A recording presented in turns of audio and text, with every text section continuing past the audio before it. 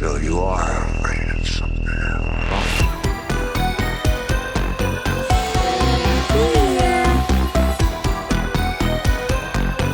all go a little mad sometimes. You don't know what death is.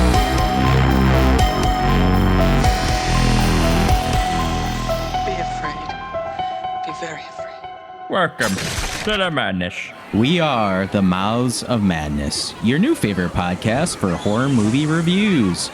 We're coming to you live tonight, outside the Dungeon of Doom, here at Santa Carla Beach Party. It's the murder capital of the world. Also the party capital of the Party world. capital. Woo! Yeah, beach party. Yeah, this is our episode 35 on the 1987 The Lost Boys. My name is Kevin, and we're here for your initiation into the madness.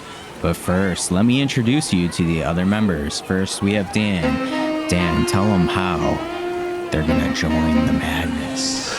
I mean, being part of the madness is great, guys. You'll live forever. You'll never grow old. And the sun? Overrated. Yeah. When you can party all night to the soulful tunes of the Madness 5. That's right, folks. We have our own band, Madness 5. Give them a little juice. Let's hear it.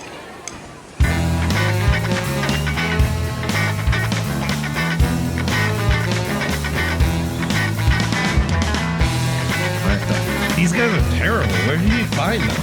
What is this? This is dog shit. I mean, I could probably play better saxophone than this guy ever could. He's wearing some rubber body armor with nipples on it. Yeah, that's strange for any type of band gig here. This isn't it. We're gonna have to figure something else out. Kevin, let's go. We're gonna have to dismember the Madness 5. Oh, okay. All right. I hope they taste better than they sound. We're about to go find out. All right. Right there. Dan, take off your shirt. Here's the oil. Dan, I I'm gonna want. show this motherfucker a blistering saxophone. Yeah, show him how to play it sax. Put on that dog collar. Oh, hey Logan, how's it going? Hey, what's up? I see you came a little late. Are you hungry at all? Do you want some Chinese food? What the hell is this? It's just noodles, Logan. I don't think it is. Oh my god, I can't believe my father's a shit-sucking vampire. And soon you'll all be too. Now everybody take a little swig of that slightly red-tinged J&B that you have. Let's hoist him up. Come. Ready? Be one of us. Fire it up! Fire it up! Fire it up! No! Fire it up! No! Fire it up! No! There are a lot of other great horror movie podcasts out there, but what separates us from the other ones is that we're going to be giving you the older versus younger generation perspective. Myself, Dan, and Bearclaw were all born in the 1980s, while my son Logan was born in the 2000s. So this is the clash of the generations. Without any further ado, grab your garlic and holy water, pull up a chair, hold on to your straitjacket tight, and let's dive in to the madness. We watched The Lost Boys from 1987. It was written by Janice Fisher, James Jeremias, and Jeffrey Borm. It was directed by Joel Schumacher. What's he best known for? Nipples on the bat suit. Yeah, nipples on the bat suit, neon henchman, just really taking Batman and bringing him Broadway, which I don't know. It's the greatest Batman movie of all time. Wow. Batman Forever. Wow. Batman Forever is the best. Whoa, I love it. It's better than Batman and Robin. They had Seal. They do Batman and Robin, too. You have Seal. Batman Forever was better than Batman and Robin, though. You're right. You're absolutely right. I don't even remember what the hell happened in Batman and Robin. Batman Forever is forever. Oh, you got a good point there. Forever. Yeah, but what a shock going from Tim Burton to Joel Schumacher in those movies, huh? The second one sucked. Talk about you know? a gear change. I haven't seen the movie, but he is also best known for directing St. Elmo's Fire. I also have not seen that movie. Is that like Third that. Sesame Street, but like Yeah, they set Elmo on fire. It's wild. he becomes like a priest? But he's like a saint, yeah. Come to find out, the plot twist is Big Bird did it. Yeah. Whoa! Oh my God, Yeah. mind blown. I actually see that coming. The Lost Boys stars Jason Patric as Michael. Did you know? Did you know? Did you know? I found this out in my research. He is the son of Jason Miller. Do you know who Jason Miller is? Frank Miller's brother? It sounds familiar, but no, it's not ringing any bells. We reviewed the movie that he stars in, and he's best known for. Better not be better. Watch out. No. He plays Father Karras from The Exorcist. Oh, Oh, I didn't know that. yeah. Okay, the young priest. nepotism runs wild. Yes, yeah. Okay, Yep. yeah. Yeah, he is also the grandson of Jackie Gleason. Jesus, nepotism, man. This also stars Kiefer Sutherland. Kiefer Sutherland. Fuck. Kiefer Sutherland. This also stars Kiefer Sutherland as David. Man, that one's tough to say. Got through it. I'm going to call him David for this Yeah, whole he's episode. David. I'm gonna call him Keith. What is he best known for? What do you think? Jack Bauer. Honestly, this Yeah. movie, but yeah, 24 too, I guess. Yeah, I was thinking that too. This is a crazy story I found in my research. Apparently, Kiefer Sutherland and Jason Patric were both best friends. And in 1991, Kiefer was set to marry Julia Roberts. And they canceled their wedding. And then rumors were that Jason Patric was with Julia Roberts. Ooh. And apparently it was true because Kiefer and Jason Patric didn't talk to each other for like over a decade until the mid 2000s. So Man, talk about a downgrade. I did. I did like She could have been with Jack Bauer.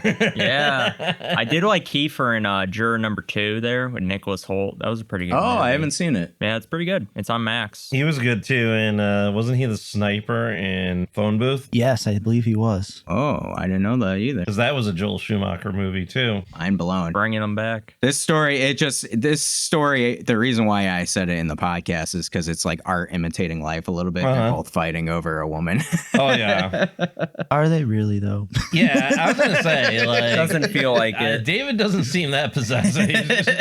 He's more concerned about bringing people together. For sure. The Lost Boys also stars the Coreys. I know, Oh, yeah. Corey Haim and Corey Feldman there. Yeah. Did you know this is the first movie that they both starred in together? Well, Did not together. know. I believe they went on to do 7 movies together. Yeah, this is the first and only one I think I've seen. The only other movie I've seen Corey Feldman in is Goonies. Yeah. I've seen him in multiple movies, and one of those is The Goonies, but I think the other one's Bill and Ted. I think I saw like a Bill and Ted movie. Oh, he was in Gremlins too. Oh, well. Yeah, he was in Gremlins, and he is in Friday the 13th, Part 4 as well. He was in Bill and Ted. What did he do in Bill and Ted? I think he was. I don't know. I'm not sure. Nathan put it in. No, I don't think he was. There I is think one I'm- dude that in the squad that is in Bill and Ted. Yeah. Yeah, the other guy Curly there. head guy. Yeah, you're thinking of Alex Winter. Yeah. Yeah, we could have seen him. Yes, he was at one of the cons we went to, too. Yeah. The Lost Boys had a budget of $8.5 million. Do you know how much it made at the box office? I'm going to take a guess because I don't know. This feels like it was a big movie, but it's kind of a cult classic too. I'm going to go with a cool $35 million. All right, Logan. Wow, that was a lot more than I was going with. I don't really know. I'm gonna go like 15 mil. I'm gonna go $35 million and $1. Oh, well, Bearclaw is the closest, though he went over. Really? Should have went $32.5 million. $34.99. You should have went the opposite of prices, right? I don't know. Really, it man. only made 30. I thought I was lowballing it. How much but did it make? I'm sorry. 32. Yeah, so it made 32.5. That was a good guess. Yeah. 32. You know what? And we were just talking before we came on air here that this really has become a cult classic movie. That's why I was thinking it wasn't gonna be that good in theaters because like it's a cult classic more than it was like a big blockbuster movie. Because I haven't heard of this movie. That's the only reason I'm like saying that because like It's so strange to me how many people haven't heard of this movie, because I think of this as like one of like the required. If you're talking about vampire movies, this feels like one of the required watches for vampire movies. I mean, it's a pretty yeah. old movie. I mean, it's almost it's almost 40 almost 40 years old. Yeah, Wow, you guys are old. yeah. Ugh. Currently on Rotten Tomatoes, The Lost Boys has a 75% critic score and an 85% audience score. So this is certified fresh. That makes sense. I don't know why it scored so low with the critics. It was pretty. I felt it was pretty well put together. Yeah, I mean, again, like I think the horror lens is a little tougher for some critics, and this Especially back in the 80s, you know, they were, you know, They had horror an axe movies. to grind with horror movies. Yeah.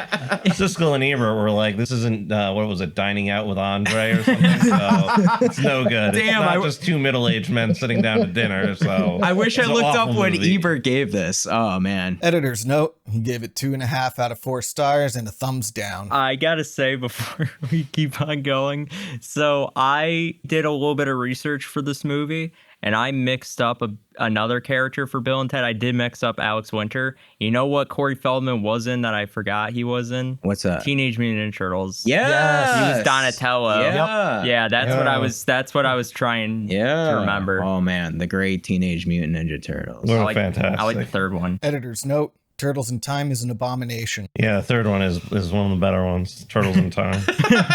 Cowabunga. Well, this was my pick for an episode. So the reason why I chose The Lost Boys for us to review is I had recently watched this for the first time ever about a month ago. Bearclaw.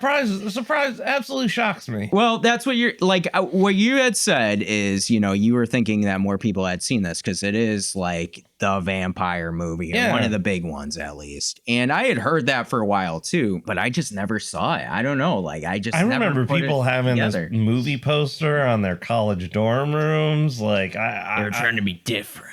I don't know. It just seemed like a very ubiquitous movie, but and I'm finding out now, and then maybe not. Yeah, I think, well, like we had mentioned too, I think now this movie is becoming more of a cult classic and really appreciated more now for, you know, what it is. I think as a vampire movie, it's a really cool vampire movie because a lot of times vampire movies for me are a little like, Terrible. Yeah. Boring. Yeah. Mundane. yeah, or they try to like over sexualize everything and it's like a romantic story with There's like, a lot of vampire movies with vampires. Johnny Depp in it that are terrible. Did you guys ever see that one like Johnny Depp vampire movie? I'm trying to remember what the name of it is, but it was so bad. Johnny- So bad talking you about don't in even the remember in the the name. shadows? In the shadows? It might have been. Yeah. I don't remember. Is it Dark Shadows? Dark Dark Shadows. Yeah. Shadows. Dark Yeah. Shadows. That's what it That is. is based on a British soap, I think. Yeah, like a show. Yeah, but you didn't like any like the Interview with the Vampire? You don't like that at all? I don't think I've seen that. Yeah. With Brad Pitt? Interview with the Vampire is one of my like upper echelon vampire Yeah. movies. It's a very long movie. It's very Bright long. Night's also a good one. Fright Night, I Like think, we might talked be about my before. favorite vampire Yeah. movie. I do like The Last Voyage of the Demeter. Oh, yeah. like That's an awesome movie, too. That's a pretty damn good movie. That's a good newer. That's a unique take on a vampire movie. My favorite vampire movie is one that a lot of people haven't heard of called 30 Days a Night that I think That's a is deep cut, too. really good. Yeah, I've heard that. I haven't seen that. But Yeah. I wanna That's see a that. song. I've seen that only one time, and it was in theaters, and it was like 15 years ago. Oh my god. Yeah, I mean, you have all these great examples, like we're talking of vampire movies, but I think what makes this one stand out a little bit more, it's like, you know, these are actually cool vampires in my Oh, opinion. yeah. Fun movie Yeah. too. It's not like a boring Yeah, one. It it's takes a fun. while. Right. It gets you right into things. And I think, you know, I had always seen the artwork, like Bearclaw was saying. I had seen the posters. I had seen the famous one with Michael with the glasses on, and it was everywhere. And it drew me in, but I don't know why. I just skipped it. You saw that kid in the bandana and you're like, I'm all in. But I was like thinking after I saw this movie, I was like, we have to talk about this. Oh, I yeah. think it is the first vampire movie we've reviewed, right? Yeah, I think so. Yeah, like purely vampire movie. Yeah. Unless you count Better Watch Out as a soul-sucking movie. Oh, dang. Yeah. Or dream scenario. Yeah. Dream scenario. Nicolas Cage. Ugh. Nicolas Cage. Well, let's give you our overall thoughts on The Lost Boys. Dan, start us off. Much like you, Kevin, this was one of those movies that just never really came into my orbit. I never really had a desire or interest in seeing it. Not really big into vampire movies, generally speaking. But that said, this might be, for me, the penultimate 80s movie. Yeah. There are just so many social themes bubbling underneath the surface of it. And what makes it so endearing to me is that it's from the perspective of like youth. I think the writers and the director did an excellent job taking vampirism and crafting it into a bunch of themes that I picked up on. Like, for example, alienation of the LGBT community due to the AIDS epidemic being one. I think another one being divorcees with children attempting to find a new partner who isn't a soul-sucking vampire. Oh, yeah. And of course, high crime rates and poverty caused by wealthy vampire elites who come to your town, set up shop, close up shop, and leave you with less than what you had before they arrived. Identity, sense of belonging, industry, those are all hallmarks of like human development from like the teenage years into young adulthood.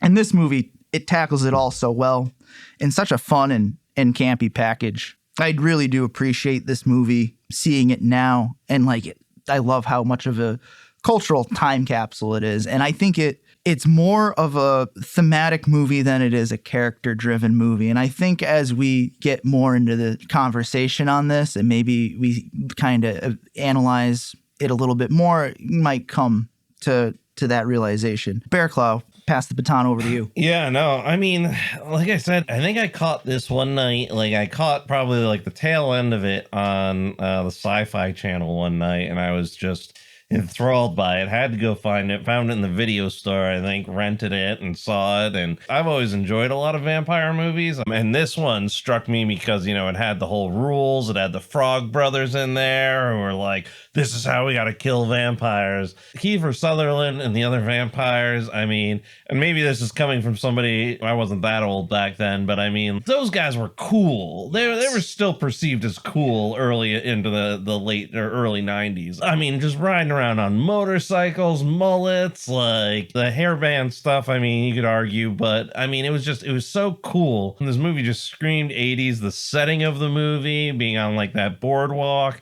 all of the different sets, like the grandfather's house to the sunken hotel. I mean, how cool is that? As far as like, sunken hotel is a cool little lair hangout. Yeah, it's like the lair hangout, and David the vampire just oozing charisma. Yeah, like because he could have very easily at any time gotten like pissed that Michael was all about Star or anything like that, but you could tell like he wasn't really concerned about that. He almost seemed like a brother to Star more than he did some type of like jealous lover or something like that. And he was much more concerned with like bringing Michael into the fold than he was anything else. And like he just kind of exuded that. And Kiefer Sutherland was like the perfect that perfect kind of energy that he brought to that. I just have a deep love for this movie, you know, the whole moving to a new town kind of vibe that it had, and, you know, finding different groups to fit in with. I think it's got a lot of fun themes like that, a lot of very identifiable themes. Just a fun movie. It doesn't take itself too seriously at any point, but there's a lot to talk about too with it. And, you know, how they use comic books to kind of guide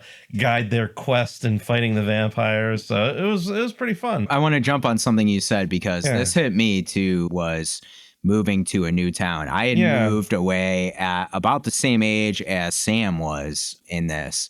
And I felt like that was like a big theme too, like trying to fit in, because even Michael's character is trying to fit in. And Sam is trying to fit in, and even the mother is trying to fit in. And how do you they kind of start their life over, right? Yeah. Like they're trying to start their life and be positive through everything that's kind of going on. What I really love too, is Dan had touched on it, this is from the youth's point of view. Like, Right. you know, the parents aren't helping. Guys, we're on our own. No. I love movies like that, you know, take it upon the kids to fend for themselves and to make it work and to get through it. Pisses me off. And to get together and like, you know, because there is like that bonding and like different backgrounds coming together and unity and like that's a cool thing, you know. And like one of the things that I think that, you know, Dan mentioned, and I think this was very astute.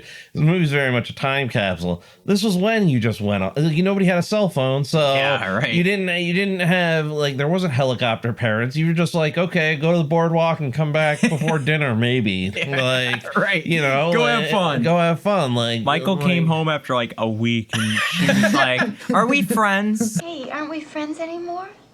Sure. Like, what? Your kid's been gone and he looks like he's on drugs. Yeah, but in the 80s, that was like a normal thing. Like your kid would just be gone. Yeah, and they'd be sleeping over at a Here's friend's the difference, house. though. And The mom wouldn't talk to the kid. She'd just be like, "Oh, you're home," Yeah. and then do her own thing. So that was kind of her putting a little bit of concern. Yeah, a little bit. I don't mom think she cared. cared. I think she was No, just terrible mother. What? Yep, terrible mom. Oh Okay, here's what I'm gonna go into because it goes into my thing.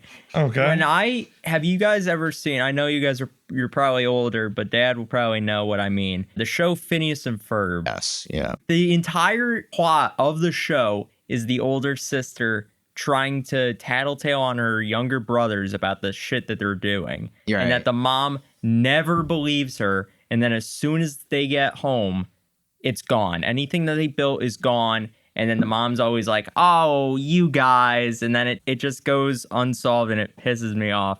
And this movie is exactly like that. Why wouldn't you believe your own kid if he's telling you vampires are going on? Well, because she knows he reads comic books Yeah. and like he's imagination. Okay, he's very clearly babied. I mean, Sam is like He's 12 years old. I'm telling you, if my son was 12 years old and he said there were vampires, I wouldn't just blow him off. I'd be like, "Tell me more about this," and I'll try to be as listening as I can. Logan would join the Frog Brothers. I would join the Frog Brothers. You know how cool those MFers were? They were awesome. I want to get your overall thoughts, Logan, because this, like Bearclaw was saying, this is a very 80s time capsule movie. What did you think of this movie? I mean, besides the mom being a total, like, just gaslighting machine, I can't with that mom, dude. she was doing her best. No, she wasn't. Oh, She my was goodness. doing the bare minimum, being there. I have to say, this movie is a true indictment of the 80s. And, like, it's just very, very, like, during that time. It's just such a fun experience. And it's just these kids having fun in, like, a new town. And of course, because they can't have a moment of like, "Hey, let's get used to being in this town." Nah, vampires got to show up and mess everything up. And I love it too much. I like that there's like so many things happening all at once that like it makes you feel more connected to the town because you care a little bit more because you're getting used to it. And you kind of like it. Like, it's very good world building on their part for just like it does build a weird world. It does, yeah. I'm glad you brought that up because I asked you guys, do you consider this world dystopian? I mean, this town, yes. Yeah. The town, Yeah, the town, within yeah. the bounds of the World. movie, In the bound- that's Yeah, I consider. Because I mean, there's children missing all over the Yeah, place, and that's apparently creepy. nobody's like one's scared. No one's. Oh well, yeah, we got a festival. It's like the normalization of it. yeah. And apparently it's like a known issue, as the grandfather points out in the end. Is the one thing he doesn't like about the town is it's full of vampires. One thing about living in Santa Carla I never could stomach. All the damn vampires. Yeah. Yeah. I mean, I thought it was eerie too as they're driving in and they look back at that Santa Carla billboard and behind it says Murder Capital. Oh, Yeah. shit. I mean, they should have known for the first thing they smelled when they entered the town. Ah, that's the ocean air. Smells like someone died. Yeah, weren't they like complaining about the smell What's as they were that entering? smell? Yeah. Oh, that's just the ocean water. And then later on, as That's a they're good- entering the vampire's cave, he goes, "God, what is that smell?" There's a smell. Vampires, my friend. Edgar there goes, vampires, man, vampires. He smelled the vampires in the That's very impressive. beginning. I think he may have just observation. been smelling the ocean. Nope. Because, like, That mom is a gaslighting queen. Okay, well, that's a good point, though. Like, are they he's smelling from the ocean? He's from Arizona, and they may have never seen the ocean before. Maybe it's ocean, maybe it's vampires. It's Yeah, I Maybe guess it's a it little could bit be. of column A. Maybe it's a little bit of column B. All right. It's a little bit of both. Both sides. I think, though, what I really like about this movie is the sense of wonder. I like a little bit of mystery with my movies, and this feels a little bit like just a Scooby-Doo adventure. Yeah. That's like very much, especially the Frog Brothers. Them being included is just enough. Like, I love the cast of characters all like coming together to like stop a threat and doing it like in the goofiest way possible. It's a movie that takes itself seriously and also doesn't take itself seriously. And I like that because it's not like an over easy tone where it's like, oh yeah, here is these vampires attacking people all the time and it's just a blood fest. Like, no, it's a very like, it's very much happening, but it's not like overtaking the entire movie. And it's like more just pushing that like wondrous sense on the viewer because it's trying to make you see these different points of view through different characters and then also trying to connect them, like weaving them together to try to like make like a whole like dense story going on. There's so many storylines happening. Like there's Michael's story with like Star and everything, which is probably like my least favorite.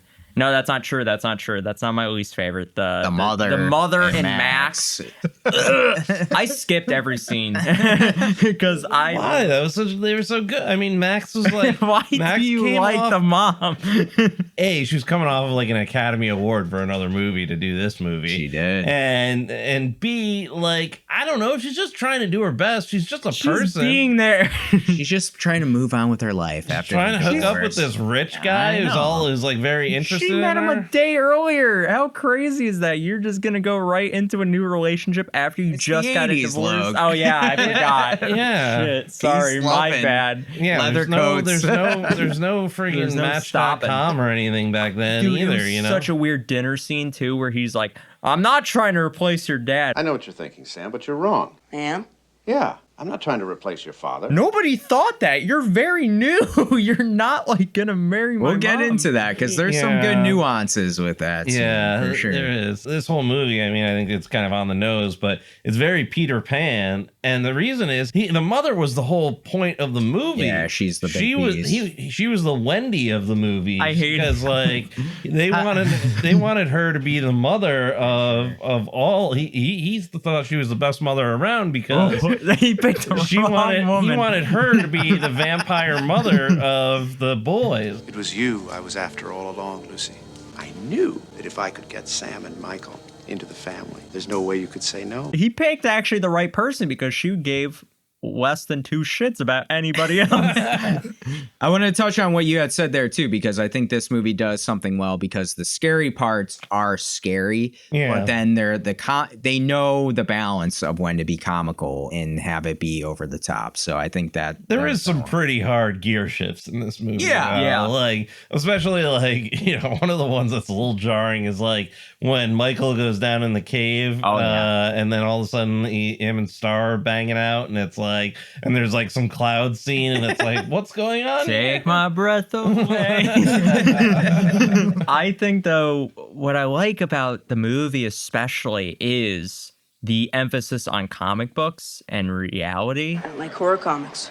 You'll like this one, Mr. Feeney Boy. It could save your life. Because I'm going to bring it up, even though it's like not the greatest of movies, but Salem's Lot is brought up a lot where it's kind of like a comic book come to life. And there's a lot of like ties in with the new movie. They bring it up a lot like it's very much like a comic book. Everything that happens in these comics are like what happens in the movie. This movie, though, touches on it. And I love how they do it because it makes Sam like a little kid just like freaked out. So like at the second of terror, he's like, I got to call these guys like right away. It's like the greatest like the plot comic device. book's important. It's important. This to me, and something you had said earlier, this to me was like Goonies for adults, no? Yeah, I would say that, especially the Frog Brothers. Man, And some they're people have awesome. criticized this movie for being a little bit too much or too many Goonies and said that part kind of ruins the movie. But I don't know. It's hard for me to imagine the movie without those aspects. Like, okay, so without the Frog Brothers and without the, I would. So it's just the story of Michael becoming a vampire. I don't know. I like the movie as it is myself. It's like a collage or a collection of like Motley Crue characters that were Literally. you remove one of them or you remove one element of it, it's not the same movie. Right. It's a totally different. Yeah, you take out the Coreys, it's not the same movie. And they had always pictured it being like a kind of a Goonies idea because Richard Donner, who did the Goonies, was originally pitched to direct this movie. Yeah. And he didn't direct it, but he is a producer on this movie. So they wanted his influence for sure. Yeah. And you can see it come through. I want to get into the movie a little bit because we had touched on the opening, and I think the opening is very important because it kind of goes to what Dan is saying. Like, this is a very dystopian town, and they get it right away with the different shots of like what's going on with these people, like on the streets. Are you talking about they got the Doors When You're Strange song. Yeah, that's what I was gonna say. I was Yeah. like, I was confusing it because the opening of the movie, I got confused with the horses, like the carousel and the police officer. Getting taken down. So that comes after this, but what I'm talking about like is specifically the scene where they're like showing like different people on the streets and stuff like that. Yeah. What did you think of that? Because it's like setting up that things are not right, and according with the song too, right? Hey, people are strange. It kind of is setting up a Californian like town. In like there's like different individuals that you know, some people march to a different beat. If you're from any other part of the country, I feel like that place looks very weird. Yeah. But like in California, I think people are a little bit freer, not in some ways more than others, but I mean like maybe freer isn't the right word, maybe more self-expressive. You've got a lot of people and like you've got a lot of different folks running around. It builds an interesting world where anything can happen. And I think that's what's really cool. So I kind of agree with what Bearclaw is saying. When I think of a dystopian world, I think the world's very active and busy in trying to maintain some kind of established order, because if you don't, like, the whole thing collapses, right? But in this world, it's kind of like you enter it and you're entering like the end of time. It's like a place that the rest of the world's kind of left behind. It's isolated, it's lonely, it's harsh, but it's juxtaposed to this scenic California coastal town. Yeah. Did you guys not like the OC? Did you guys antithesis of the OC? Have you guys ever been to Venice Beach? Because it kind of reminds me of Venice Beach. I've never. Reminds me of Providence Town. Editor's note: it's Provincetown. It's like that.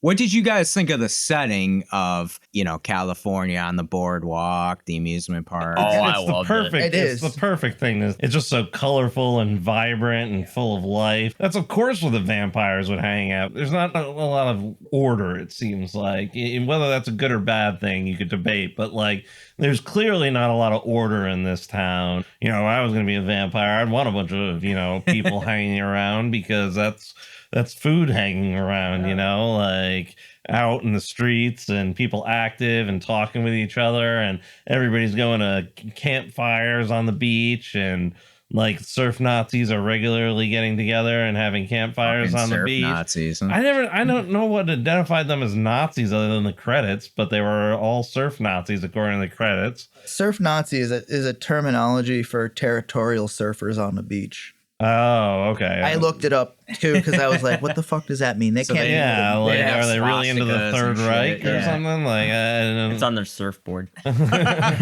Adolf's face. Oh God. I gotta say that you're wrong about the order on the boardwalk. We got a nice cop standing guard of that boardwalk. Well, sure everything's and I want to get into that because that is your like you're saying, the true opening where we get the cop kind of trying to impose order on and we get introduced right away to the Lost Boys. I mean, right away. Yeah, I like that they were the first things that we saw, because at first I was like, it's so unoriginal, like, oh, a new family driving up to a new part of town, and like we got trouble going on, and then this guy is into this girl because she looks hot, and it's like, it's just very like unoriginal and it's been done.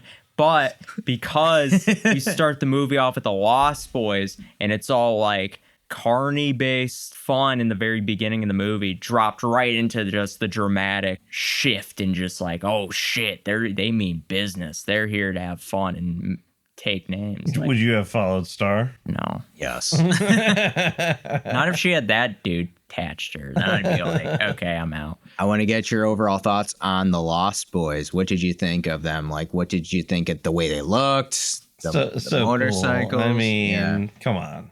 You like them? Bunch of marks. Oh no, I'm kidding. They were awesome. Bunch of marks that you said you just said you'd run away from. I would run away from David. He's my least favorite one. He's the most like intense one, I feel like, where he's just like he's my favorite. He is the coolest one, but it looks like a pack of high school bullies. Yeah. Yeah. You know, it looks like those kind of I don't know, like 80s high school. I grew up in a different time. They looked like the Prince guys from the Chappelle skit. Yeah. Game. Blouses. Game. Blouses. I grew up in a different time, so we didn't have these guys as bullies. It was more like the more tall nerds that bullied people. Dang, two-strapping. Like Halloween ends. Very much where like they were, the band nerds. Band nerds? Yeah, the Oh band my nerds God. were the bullies. They 100% were. Really? Yeah. I didn't think... Me and Dan were band nerds. I don't know. I knew us to be more of a timid folk. Well, they're more condescending than bullies. We didn't really have bullies. They were just more condescending and asshole-ish.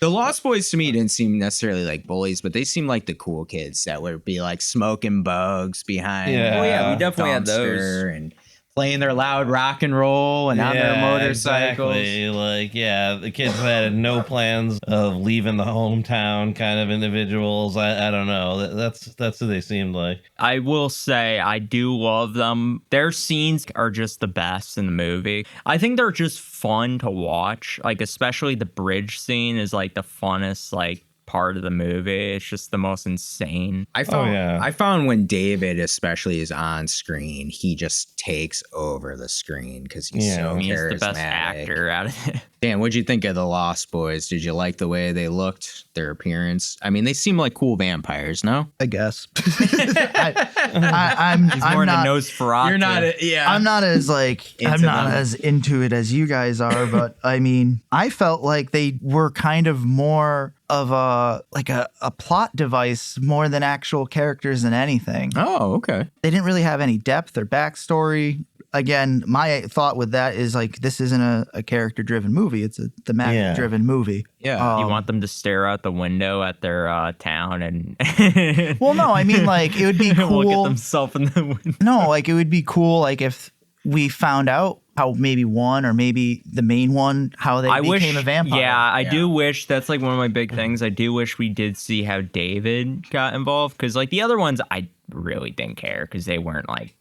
I do wish we had seen more of the relationship between him and Max and David and Michael building up a little bit more. I'm almost glad that they didn't do that. And here's why. Because David he's supposed to be mysterious. I feel like if you knew more about him, he would lose some of his mystery, some of his charismatic edge. And I do agree he is more of a plot device than necessarily a well-rounded character, but he's just kind of like the Predator, you know? You don't know, not the Predator, but like a Predator. Yes. Maybe he can only see an infrared, but Arnold's after him. But he's like the Predator, and you never know the Predator, right? He's just like, he's always watching, he's always assessing, you know, like a lion that's hunting a gazelle. He's just kind of like, you know, and he's trying to course Michael. He sees Michael and he's kind of like, all right, let's see if this guy can hang, because initially I guess David's plan was to have Star eat Michael, right? That's as what her they say. first kill. But somewhere along the way, he was like, you know, Michael seems reasonably chill, but maybe he can hang with us Predators. I will say, I do like when they transition into the vampires. I think the makeup effects, the eyes and the fangs, the simplicity of it, it works. I like that. And like letting the actors kind of do the rest with their faces. Like Kiefer Sutherland has like an unusually structured face that he can manipulate and grimace and make look scary. Yeah, I agree 100%. Let's get into one of my favorite scenes, the beach party. Which one? Right at the beginning with Tim Capello oiled up on the Tim saxophone. Capello. Oh, that man is a legend. I mean, this looked like the coolest party ever, did it not? I was gonna say, no, nobody was recording it on their cell phone. Nobody was. They were living in the moment. Instagramming it. Nobody was in another place, or everybody was just enjoying themselves, enjoying some, a gentleman up there, really giving it his all. He still believed, I still believe. Tim too. Capello, pretty prolific individual, actually played sax with a lot of different Tina Turner, Peter Gabriel. He's kind of an iconic figure. I mean, there was an SNL sketch where John Hamm played the caricature of him, or it was like Sergio, which is pretty funny, I remember. And he actually recorded one of the bands that I really like, Gunship. He recorded a song with them That's what I was going to ask you. Dark Yeah. All Day, which is like a banger of a song. Nice. I don't know, just like a musician, but what a showman up there.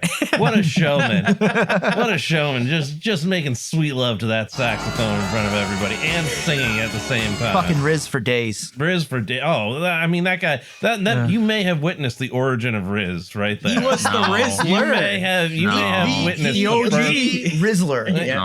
You can't tell me he couldn't have just pointed to Women, men. and or men, whatever Yep. he wanted in that audience, and been like, I'll see you after the Animals. show. I mean, he was everything. Animals, definitely. Yeah, everything. Yeah. Was he a vampire? I don't know. Maybe. Maybe. He was a little tan to be a vampire, though. Yeah, that could. And he did have a tan. I'm just saying that you may have witnessed the birth of Riz right there. For sure. We get this scene also where we're introduced to the Frog Brothers in the comic book store. So Sam kind of finds his people in the comic book store. Uh-huh. What were your thoughts on the Frog Brothers? They were pretty cool. I mean, I think that's kind of how you met people back in the day. You used to get in like nerdy arguments, and like, I don't know, I feel like everybody meets and you get into nerdy arguments. Listen, buddy, if you're looking for the diet frozen yogurt bar, it went out of business last summer. Actually, I'm looking for a Batman number 14. And then that's kind of just, that's usually how it goes. I think maybe the only flaw I'd say in their character was they were maybe a little too aggressive all the time, because they were pretty hopped up on the vampire stuff. So you know how last week you were talking about like the window seat in Chucky and then getting launched like 7 feet, and like how it kind of took you out? Yeah. Like the frogs having like their own comic book and hotline was that for me in this movie. Like I was like, it's like one of those details where you're supposed to gloss over it and not bother you, is something I couldn't. He just had their phone I number. couldn't move past it. Who's their artist? Who's their publisher? Like, how are they getting this business set up? Are they frauding their family? Are they frauding their parents? Their parents did they were in kill the the shop. parents and steal their identity? No, I think they just worked at the comic book I was going to say, shop. is it their shop? No, you can see It's the clearly moms in the their comic background. book, though, isn't it? okay. Because if it has their telephone number on the back of the comic. Their mom's No, they had working. a card. Oh, I thought there was an ad on the back of the comic. No. Yeah, there was their phone number on the back of the comic. The mom, was it? The parents were working at the shop and they were asleep at the desk. The Frog Brothers were. They basically ran the show. They basically Oh, ran the okay. show, yeah, because they knew more about comic books. I think the parents were more like probably one of those people that like owns a business and like it goes extinct in like a year. Inexplicably, it's get inexplicable over to me. I'm like, They're like hippies. Yeah, and they do bring up the hippie. Their mom is definitely a hippie. If you see the oh mom yeah, in the, they're in the KO'd shop. in the shop. Yeah. Like that mom is do out. drugs. I like that initial dialogue between the Frog Brothers and Sam, because to me, this felt like what we were talking about at the beginning of Sam trying to fit in a little bit and being like, oh, do you have Batman? I'm looking for Batman number 4 or There's only whatever. 3 of them. The brother goes, there's only 5 of them in the world. And he goes, actually 4. And I'm looking for the other ones. And you don't want to mix the Superman 2000s with this. You can't put the Superman number 77s with the 200s. They haven't even discovered red kryptonite yet. Because this person hasn't been invented yet. And they're like, who the hell are you? Nerd.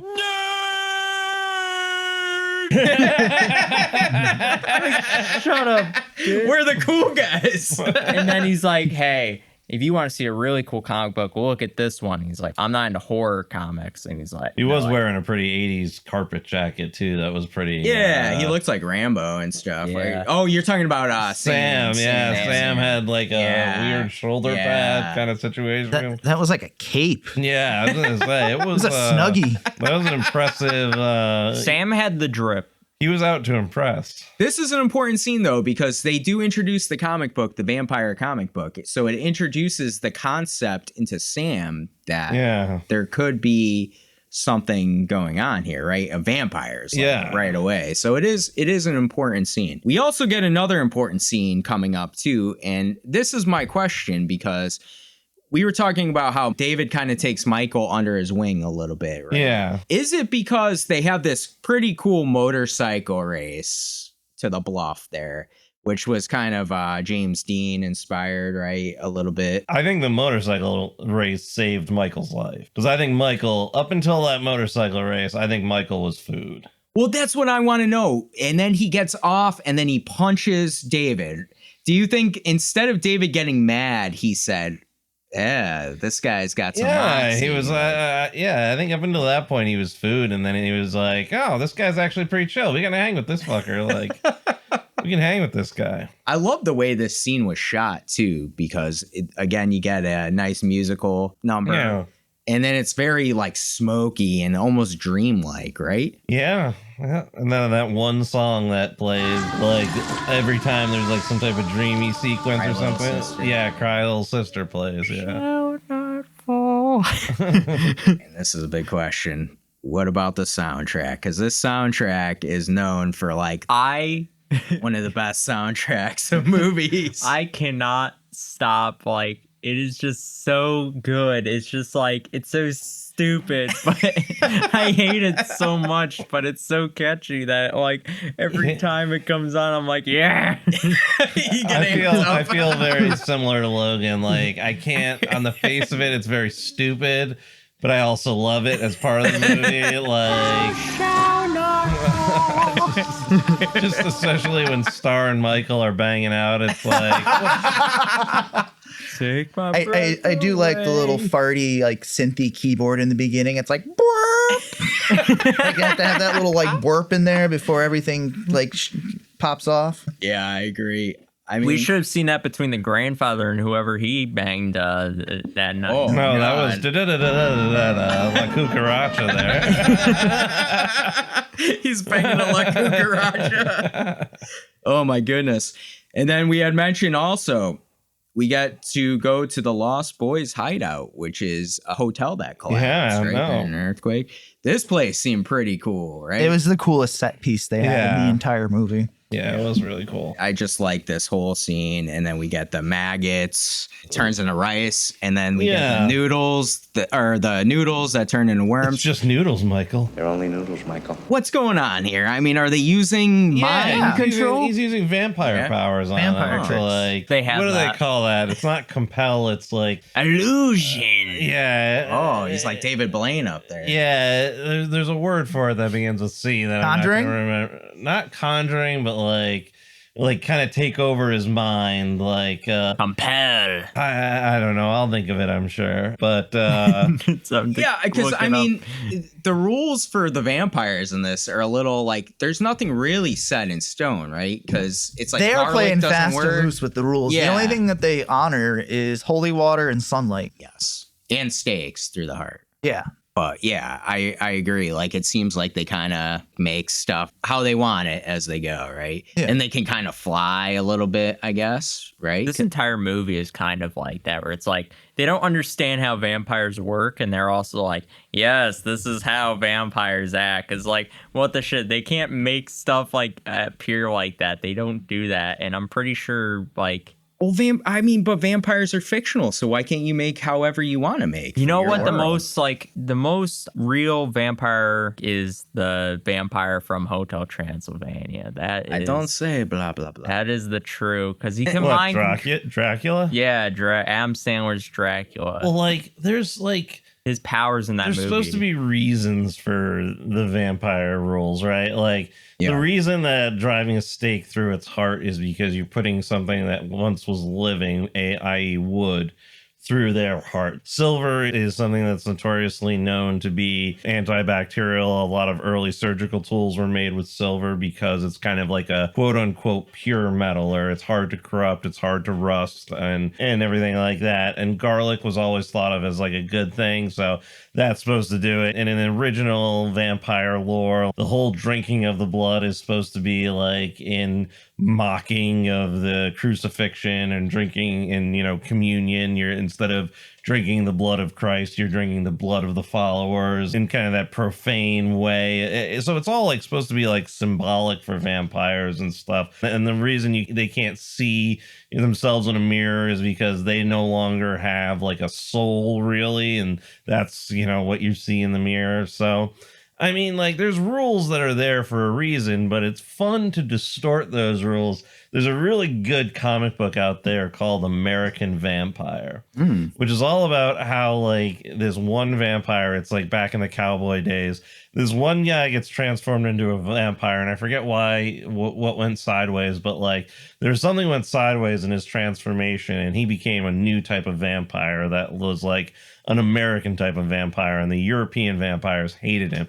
because the European vampires all had like silver and everything, but like he was an American vampire and only like gold would mess with him. So it was like a cool kind of like, because they tried to kill him with traditional methods and nothing would touch him, and he would mess up all these European vampires. It's a pretty cool comic book, but I mean, it's kind of fun when you distort those rules. Yeah, you play in the sandbox. Yeah, exactly. I just think, to keep the metaphor going, if you take all the toys out of the sandbox and you start messing with them and trying to like configure them and try to like make it more like complicated, it makes me not want to play in the sandbox. Like, I just think, like, I don't really care too much about the vampires' superpowers or whatever. It's more their weaknesses that make me kind of mad, because it's like, yeah, garlic doesn't work, but holy water does. Garlic don't work, boys! Try holy water, death breath! And then, like, a stake through the heart, that's obvious. But, like, there's some things in this where I'm like, yeah, I don't understand how this all just works perfectly to the heroes. And it's like, it shouldn't, because they're vampires. They can't be, like, easily defeated, and, you know. Well, yeah, no, I gotcha. I think there is a lot of ambiguity. There we go. Here, nope, you didn't get it, but that's okay. You know, in what is and what isn't for the vampire lore. You know, we got, this is a great example. Michael drinks David's blood. Is this what is in the? I don't remember that being a thing. Or in the bottle you're talking about. Yeah, I don't remember that being a thing of like, oh yeah, this turns you into a vampire. The only way I see people turning into vampires usually in like mass media is being bitten. There's kind of two ways that in like deep vampire lore, because in a lot of it, you need to willingly drink of the blood of a vampire. Oh, okay. Is how you become a vampire. Because if you don't willingly do it, you kind of become like this undead, like half vampire, kind of like zombie servant. Kind of like Star is in the movie. Because she's not a full-fledged vampire. Neither of them are full-fledged, and that's more of just and there's another thing where you don't become a full-fledged vampire till you feed for your first time too. That makes sense. That makes sense. They haven't fed. Neither Star nor Laddie nor Michael have fed. They willingly drank the blood, but they never fed. So they technically weren't full vampires, at least according to this movie's lore. But like, there's kind of like a weird rule set where if they bite you, there's a possibility you'll come back, but you'll be more like a second tier vampire. But if you want to be a first tier vampire, you gotta like take upper echelon. You gotta pay for a subscription, and there's like a whole bunch. It's a whole pyramid, multi-level marketing scheme. Yeah, it's a whole thing. You got to become a double Black Star business consultant first, and you got to sell so many Cutco knives. But I was thinking this. I was thinking this was kind of like drinking the Kool-Aid, you know, like. Well, yeah, exactly. Join us. I feel like that vampires ask for your consent ahead of time, but they also drug you up with a lot of good shit before you drink that. Yeah. I mean, so what did you think about Michael slowly turning? And I guess Star also. Yeah. And Laddie, because this could go one of two ways. The way I looked at it, though, was it kind of gives them a plot device to like be able to bring Michael back and Star back, and like all hope is not lost. That's exactly what they did it. And for this movie, because of what this movie is trying to do, I think that makes a lot of sense, because there had to be like the big, like, everybody's happy and, you know, it's got to have like a happy ending. And they kind of ruined a really good vampire movie with something else. It's called Near Dark. Yeah, I remember Near Dark. You remember Near Dark? It has Bill Paxton. Yeah, Bill Paxton in it. But like in the end of the day, like they just give themselves a blood transfusion and no more vampire. Like it kind of really sets that whole movie as like adult, like a cool vampire movie that takes like a dull tone towards the end. Because I feel like every vampire movie can never get the ending right. Like I feel like there are very few, very slim picking movies where I'm like, oh, you got it right. But like every other movie, they always find like a shitty way to end it, where they're like, well, I guess that's the end of this, and then, you know, we all go on our own way. But it's just like, it's stupid how like you make these vampires look so strong and there's no stopping them because they're crazy, and then it all ends in like 10 minutes and it's like, oh, great. Well, they all have to come together. I think that's what makes this ending work. And everybody has their own thing, because you get the Frog Brothers. Yeah. I thought that was the best part. You know, and who are using the comic book. The Frog Brothers try to get Sam to kill Michael. Does your brother know who that vampire is? No, I don't think so. Then you'll have to kill him. Oh yeah, yeah. Which, and you know, in fairness, from a third party point of view, makes a lot of sense. Yeah. You know, like that dog really. When they call the hotline.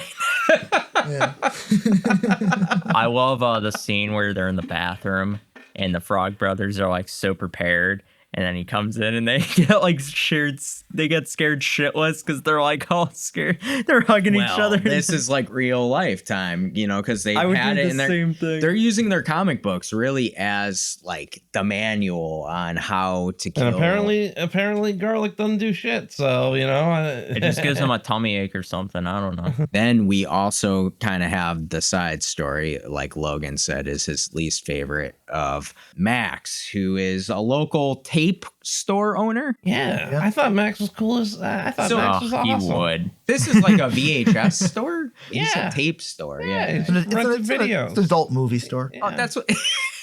Is it? I don't know. It'd be funny if it was. Sex toys hanging in the back. Don't look at those. It would make Logan's point about the mother even funnier. She goes to work there. Oh, what are these things, Max? Oh, I'll show you. Max is like, I knew you were the one. I'll take you on a magic carpet ride if you know what I mean. Oh, God. Yeah, I mean, this scene I really liked because we had talked about it earlier, but there's nuance, right? Because as the audience, we're watching it and we're already getting in the idea that Max is the lead vampire. This is. They broadcast that pretty. I didn't pick up on it until the Frogs and Corey Haim's character Sam were all discussing it. I was completely in the dark. Oh, okay, cool. I saw what they were stepping in. Well, I mean, I don't know. You gotta get it earlier from like when the guys show up in the store and Max is not afraid of them at all. Like he's just like, get out of here. Totally get out of here. But again, it's nuance because it could be, are these like the outcast weirdos that he's, you know, get out of here sort of deal. And then back to the nuance of this dinner that the Frog Brothers go to. And it was such an awkward dinner, but the Frog Brothers made it better. Yeah, for sure. That dinner scene was handled pretty poorly. Like, they're little kids. Like, they're not like. No, but I mean, even like, from like a scene perspective, like how the adults react to everything is so. I wouldn't even say how they break vampire rules. Like, they should have found more clever ways for him to avoid being seen in the mirror. He got invited in, so he was. They were saying that. Because it cancels. Michael invited him in. That none of their. I've heard of it. You needed to invite them in, but I haven't heard of that. It cancels out all any of them. Yeah. Well, so that's why this scene worked for me extremely well, because Max does the thing where he's like, "You're the man of the house. You're the man of the house, and I'm not coming in until you invite me." You're invited. I need to be invited in," and I was like, "Shit, man, he's the head vampire." But then. I knew from the very beginning that we saw him with the store where the Lost Boys were in, and he was like, I got out of here. I knew right away because it was like so weird how these two characters were connected, and I'm like, No, there's something there. Yeah. Like, he's not like a innocent bystander. He knows what they are. Okay, and that also played into me too, thinking like he's the head vampire. But then you get them trying to disprove it with the garlic, with the mirror, and then I'm like, oh shit, I don't know if he is. That proved it even more for me, because I was like, they're gonna find a way to make it where he still is the lead vampire, and this is just like a stupid like gotcha. I'm a ass. sucker, Logan. They a blood sucker? Yeah, I've watched this movie so many times. I guess I don't know. Maybe it's lost on me. But this is one of your first. Did you ever doubt that he was the head vampire? I mean, when I watched this movie, I wasn't really thinking about much. Like, it's kind of like letting it happen. You're on for the ride, right? Yeah. Like I said, like with the video store scene, like I really wasn't looking for anything. So like it didn't really dawn on me or occur to me until like they suspected him of being a vampire because he only worked at night. And like the dog reacting strongly to the mother trying to drop off wine after the dinner incident. Those were me for like the big tip off clues. Yeah, the dog was definitely a big one. That dog was the best character. That was attacking the mom. Logan hates the mom. Dang. See, I couldn't stop laughing because the way she fell over the fence, like holy shit, like that dog was brutal. That was the least ferocious looking dog.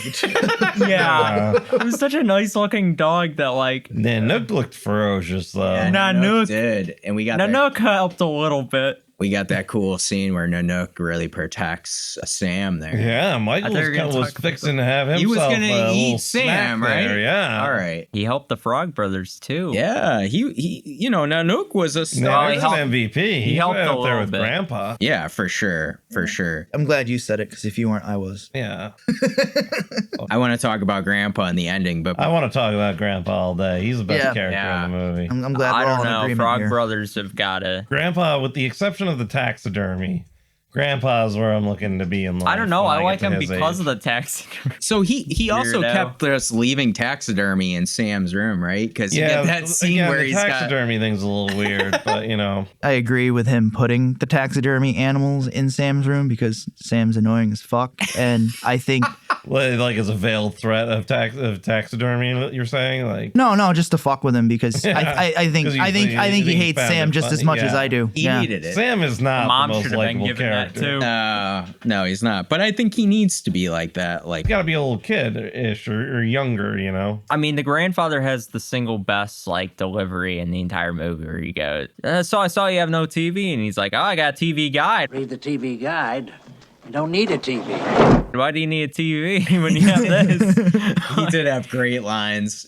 I love his second shelf in the refrigerator. Oh, yeah. That's where I keep my root beers and my double thick Oreo cookies. Nobody touches the second shelf but me. Like, how can you not like a character? What was on the did it say like old coot or something? No, it says it's the old. fart? Yeah, it's like how can you hate a character who has old fart section labeled in their refrigerator? He knows what he is. Did anybody think? And this is one thing that I thought of is. Did anybody think as he cracked open that root beer at the end that maybe that was like blood or something like that and that Grandpa was going to turn out? I thought of that as I watched it this time around of how cool would it have been if Grandpa was actually a vampire? You know what? I have something like that for Conspiracy Corner coming up because I thought something too on that. I kind of thought that way. Like, that'd be a little cool twist too. That popped into my I head. feel like a vampire would be into taxidermy. That would be like... That'd be their thing. Yeah. Before we get to the ending, I want to talk about one of the most iconic scenes in this movie when they're hanging off of the railroad bridge. Oh, yeah. That's so cool. Like, what the fuck? Would you ever do that? If I could fly? Yeah. Well, I mean, Michael didn't know he could, right? Right. If I was Michael, And I I'd don't try know to whether climb he did. myself back up. Like, I'm not going with them until the only reason I would go is because I heard they're hollering like, come on down. Like, that would be the only reason like I would. Here's the thing. Probably. You got to put this in the time and place. Before there was internet, people got really bored. And lots of kids just went out and did stupid things. I've gone out and done stupid things. I've jumped off. So, like, the people doing that kind of stuff, makes a lot of sense to me. Like, listen, man. Listen, man. Star is gorgeous, but I ain't going hanging off a bridge for her. But I mean, that seems like the juvenile kind of thing. It's when they didn't climb back up and dropped into the mist. That's a line, but I just like how every 80s movie that involves children, they have to walk on some sort of bridge that has railroad tracks on it. Like Stand By Me. Stand By Me, which is another one Kiefer was in as well. That's right. He was in that too. Yeah. I forgot. Didn't they find a dead body? I never saw that movie. I don't like Stand By Me. Yeah, I never saw that movie. Come for me. For you. That was awesome. I love Family Guy's take on Stand By Me. Very depressing movie. It's depressing. Family Guy makes it funny because there's this scene where Peter's like, "Oh, I'll tell you guys if there's a train coming," and I'll say it like real slow, like, and there's like a train coming. He's like, "Train," and then it runs over Joe because, of course, and that's how he became crippled. Oh my god! Listen, I do want to know. Just ending on Stand By Me here. Who is Stand By Me for? Like, who's the target audience? I don't know. I heard it was depressing. I heard it was stupid. There was, if it's so depressing. Like, I wouldn't, like, as a kid, I don't want to watch this. There was a book very much like Stand By Me that we had to read in school, and I remember giving out about it because I was like, it was a very giving out because it was a very depressing book, and it never ended great. No, it wasn't. It was like this book where these two boys are like swimming or whatever, and one of them drowns, and then like the kid has to keep it a secret because he doesn't want to get in trouble. And it's a very depressing book because it's just like, oh my God, dude, this poor kid. And of course, the parents are all like, "Where's my kid? Where's my kid?" But like, I gave out at it because I was like, I don't want to go through this, and why am I reading this? And then it was all like, it's about teaching you responsibility and all that stuff. And that's why I think Stand By Me is like, it's sort of teaching that. But at the same point, it's like, yeah, but like, if you find a body, like, that's not the same as teaching a person responsibility. Like, you tell somebody about that. Like, there's not like a theme there. You just tell somebody. You don't have to like learn responsibility. You have to learn common friendship. Let's get to the ending because this is the big coup de grace of the movie, right? The vampires are coming full force. Full force, because before this, we get a scene where Star basically goes to Michael and she's like, "Hey, you know, we're half vampires too. We gotta find the head vampire. Right, like, save us." And he's like, "Bah, you didn't tell me not to." And she's like, "I did tell you." I said, "Don't drink it. It's blood." Don't. You don't have to, Michael. It's blood. Yeah, sure. I love that he was giving out about it. Like, she told you, and you were like, it's not blood. So they have to go with the Frog Brothers to go save Star and Laddie and try to kill the Lost Boys, right? Because that's what they're there for. Yeah. And we get the cool scene of them stabbing Marco, Alex Winter. Yep. And just viscera.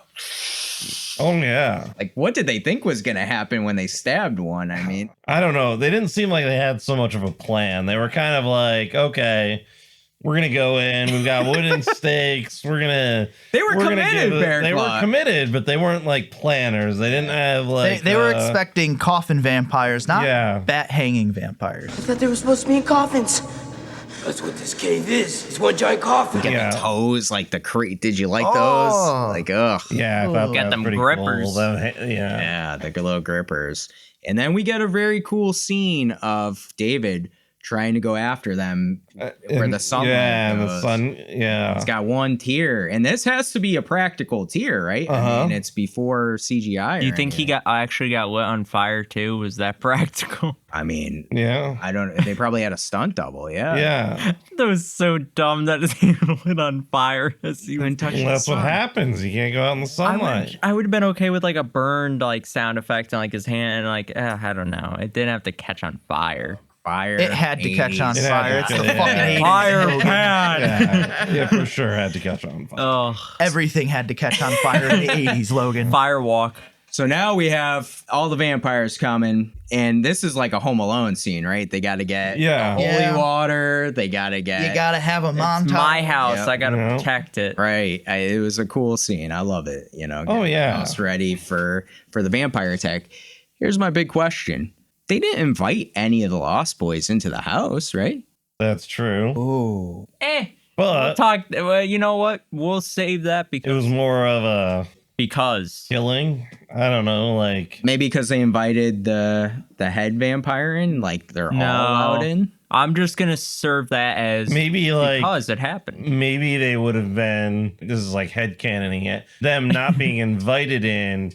That's why they're weak to holy water and all of that other stuff. Whereas if they had been invited in, nothing works. Nothing would have worked on them. Oh, yeah, it's not bad. They weren't thinking like vampires. They were thinking like humans because they had lost their brother and they wanted revenge. And then all those rules and things go out the window when one of your own gets taken from you. Right, and they just figured they were just going to brute force it. They weren't really like thinking strategically, like, let's talk this out over tea, Michael. Invite us in. Yeah, they just come in there full force. Yeah, understandable. We get the awesome scene of the bathtub. I mean, this was this is probably going to be a lot of people's hooks. Yeah, I mean, what I love about this scene though is the reaction the Frog Brothers have. Oh yeah.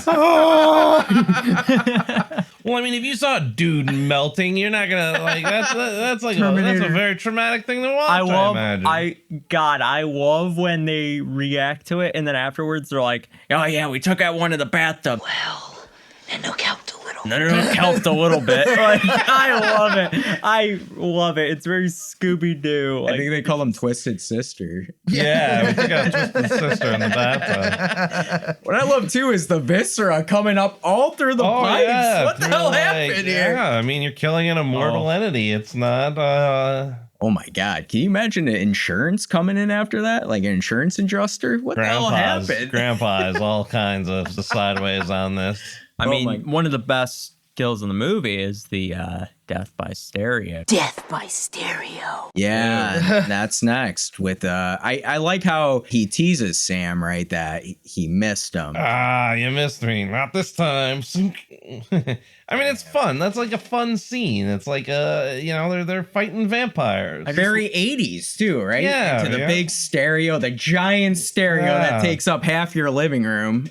And then, of course, the big sparks and then the body explosion. Oh, yeah. Yeah.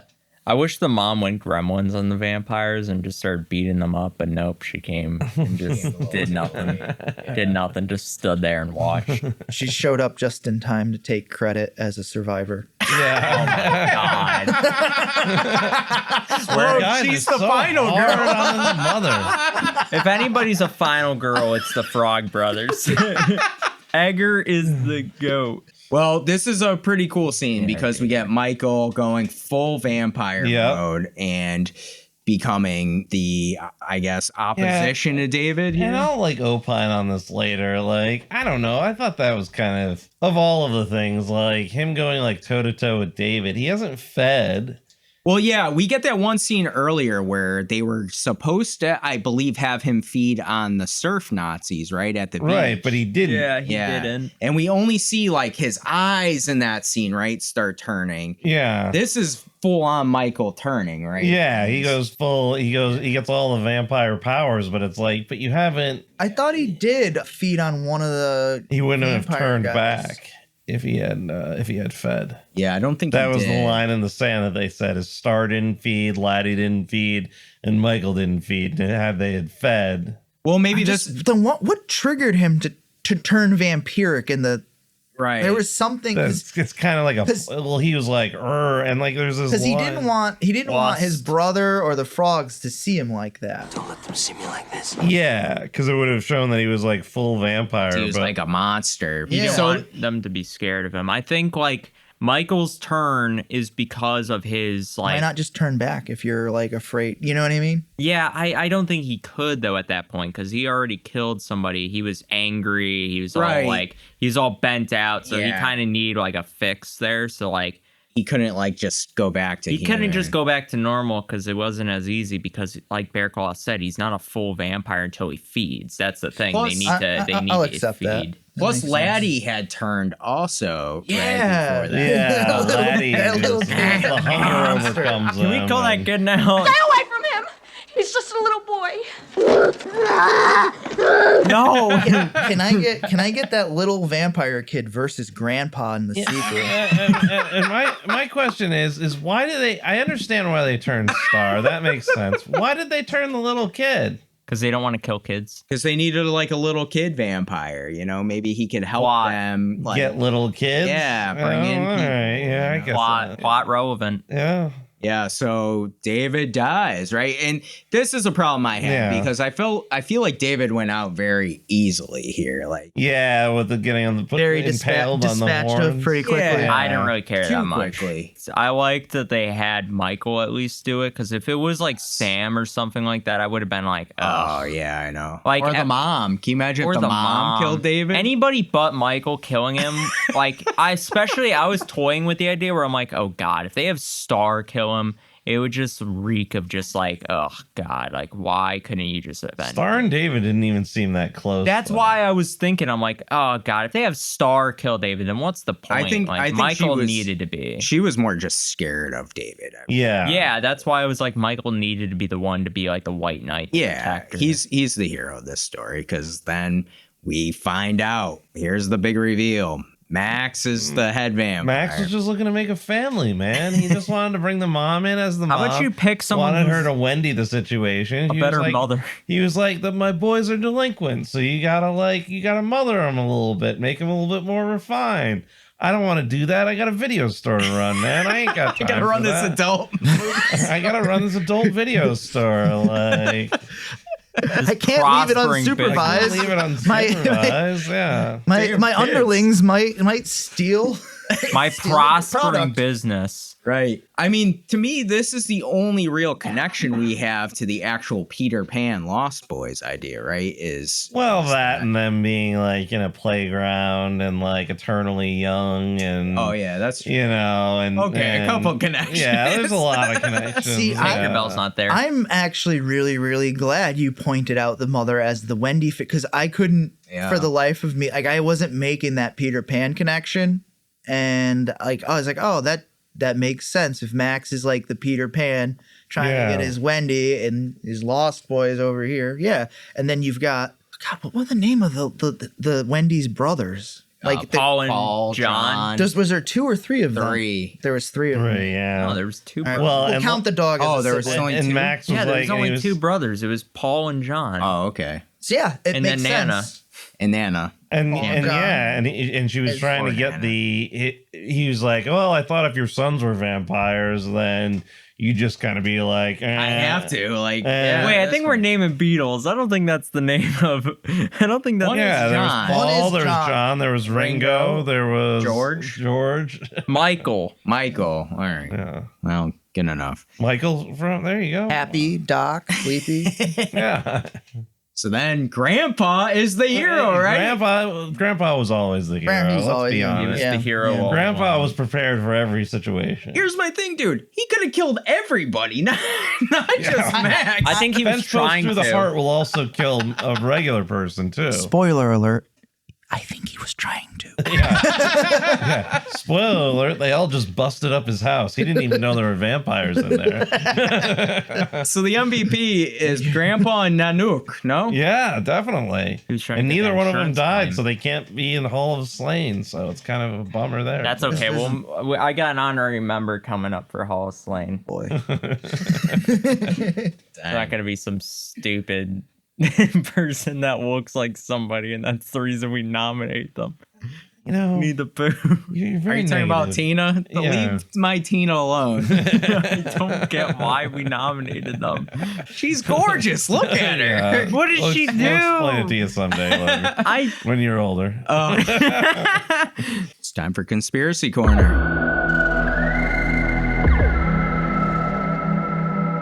I have a conspiracy here. Okay. Bearclaw had touched on something earlier with Grandpa at the end, and this is what made me like think about this, because Grandpa goes into his old fart section, pulls out a root beer. I was thinking, like, man, is this going to end with Grandpa revealing like he's like a vampire? Yeah. Here's what I was thinking: the reverse a little bit. Wonder if he's like Van Helsing. I think so. That's a cool idea. He does look like Van Maybe Helsing. he's been killing vampires the whole time. Maybe he's been scoping them out. I mean, he said that in the beginning about the body count in the town. Although he is terrified to go into town. That's not very Van Helsing. Maybe he knew all along what was going to happen. Maybe he's got a reputation in town. Yeah. Well, I think he's been visiting that tape store. No, I was just they got a tab. As a vampire. I'm just doing a little recon. Yeah. I mean, I went there a lot of nights that Max wasn't working, but that's neither here nor there. Like, I think it's because he doesn't understand the people in town anymore because he's old and like it's very newish. I think it's because he knows there's vampires in town. I think he's scared of the vampires, which I think is a rational fear. If he was Van Helsing, though, he wouldn't be scared of vampires. I feel like it's more just he's older and he's not as like hip as he once was. So him being Van Helsing makes sense. Well, maybe he does what he can. He does what he can. You know, yeah, like if they kill a come up to him- vampire here, kill a vampire there. What if his wife was taken by? What if his wife was taken by the vampires 8 years ago? Hotel Transylvania. Or maybe he gave his wife to the vampires 8 years ago because he just wanted to be alone. Yeah. What if he gave his daughter to the vampires and the daughter's star? Oh, let's just throw all our cards on the table because of shitty ass. Oh my god! Does anyone have any more conspiracies? I do, and this is only because there was a giant picture of him in the hotel. Jim Morrison is alive. Dude, Jim Morrison is still alive. Like, have you guys seen the documentary on that? So we talked about this for what episode was Death that? Becomes Her. Death Becomes Her. And I mentioned that there was a story going around where Jim Morrison was a Syracuse there's like they guy. verified it pretty much. Like there's a whole documentary on it where they pretty much verify that guy is like there's like way too many like suspicious. They had an interview with the guy. Yeah. They like sat down with him and like talked about like, and they asked him like point blank, are you Jim Morrison? And he's like, we're all one, man. Like Look, he doesn't answer it, but he gives an answer that Jim Morrison would surely give. And there's like all these band members that go talk to this guy and his reason why they talk to him is, we met the band once back in like the 60s. Oh, okay. And they just keep ties with you. Like, of course. Cool. Yeah. He's You're the just guy with the best hash janitor. oil. This guy does hash oil great. They get talking about poetry, and like Jim Morrison was really into like all these obscure poets, and this guy knows all of Jim Morrison's favorite poets like down pat. This janitor from Syracuse, like he's like, I like this guy and this guy and this guy, and then they bring up some obscure thing about a girlfriend of Jim Morrison's, and he's like, oh yeah, I remember Mary. You can tell he's kind of like alcohol, like his mind's fried, so like he can't really keep up the act as well. Yeah. So like he'll like kind of go in and out of the act of like, oh no, I'm just some guy from Syracuse, New York. Like, I just work at a college. And he's like, no, I remember being at that concert in this, like it's Jim Morrison. Like everybody's like, everybody's just been, there's too much evidence, man. I had a dream of Jim Morrison the other day, and a naked Indian showed up. Didn't you think it was a trifle unnecessary to see the crack in the Indian's bottom? You too think the naked Indian's buttocks is a little gratuitous? No, but like I think he's still alive. But the other thing I wanted to discuss in the conspiracy corner is, would you drink from the bottle? I wouldn't even be in the fucking cave, man. Yeah, you wouldn't go. Wouldn't even get that far. I would see Star and I'd be like, she's hot. Not for me, man. And then just continue listening to the shitty ass saxophone player. You don't talk about Tim Capella like that. I think I would drink because I gotta put myself in that. Yeah, I was gonna say if I was there and all these kids who are cool and her looking gorgeous. Yeah, I was gonna say I don't know. I don't know. I think like the second I see Star, I'd be like, no, man, I can't, because I know what I'm gonna get myself involved with. I'm gonna get myself involved in like a gang or something. Sharks in the How Jets. about you, Bearclaw? Are you gonna drink out of it? Oh, for sure, 100%. Yeah. So half of us would drink it. Yeah. Well, I mean, I don't know. I just feel like, there's a cool motorcycle race. I'd be all amped up from that. We're in this cool abandoned kill me, then sure. hotel, and I don't know. Regardless of Star, I feel like I would drink. Plus, you get to wear shades. I know. Leather coat. Well, I don't even know. He didn't really fully understand. Can't rain all the time. He didn't fully understand the consequences of his actions. So I guess I'm kind of saying that I don't think I would drink without knowing. Yeah, that he didn't ask enough questions. Yeah. I would ask some questions there. We're on to hot takes. I have a hot take. Yeah. I think this is a worse version of The Crow. It is very Crow-esque. Every character in this movie kind of is like Crow, very much so. Michael is very much like the Crow, and Star is like the wife. Lost Boys are kind of like, who's that guy? Eric Draven and Shelley. You're saying, yeah, she's Shelley Webster. Who's the bad guys in the Crow? Oh, so you're saying that Max is Dollar Bill?